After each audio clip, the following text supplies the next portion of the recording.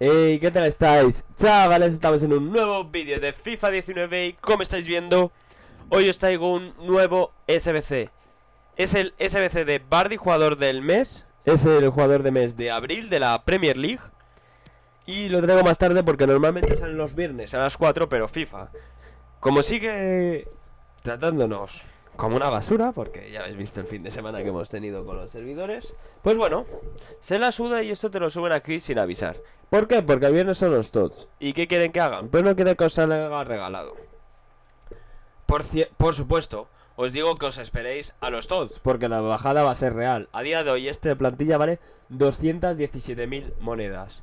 El día de los TOTS os aseguro que va a estar por 160.000. Va a bajar un huevo los jugadores. Vamos a ir plantilla por plantilla y empezamos por la plantilla de la Premier League. Nos piden dos IF y el primero es Felipe Caicedo. Pasamos al Papu Gómez, Mandzukic, Milinkovic-Savic, Jorginho, Matuidi, David Luiz, Christensen, Laporte, Debuchy, que es el segundo IF que hemos puesto, y Kasper Schmeichel. Esta sería la primera plantilla que vale por 93 de media. Antes que nada, voy a enseñar las estadísticas. Tiene 3 de pierna mala y 3 de skills. Alto en ataque y alto en defensa. Lo que sí está muy setado su ritmo, obviamente. Y el pase no tanto, pero 89 de tiro, 85 de regate. Le pondría una carta que le subiera Sniper, creo que se llama, francotirador, que le subiera el tiro y el regate, o tiro y físico, ya depende cómo juguéis. Pero vamos, tiene buenas estadísticas, la verdad. Y deciros que a mí lo que me ha jodido es que, teniendo, por ejemplo, lo voy a enseñar aquí en el club. Ahora paso con las siguientes plantillas, Si queréis y no os interesa lo que estoy diciendo, podéis ir más para adelante. Por ejemplo, teniendo este jugador que salió con el SBC de liga, que tampoco se diferencia mucho de él, la verdad. Y sale más barato, eso sí, pero están muchos más sobres. Pues que no te hicieran como hicieron con los iconos. Espero que mejor, porque la verdad que los sobres de mejora de icono fueron una mierda.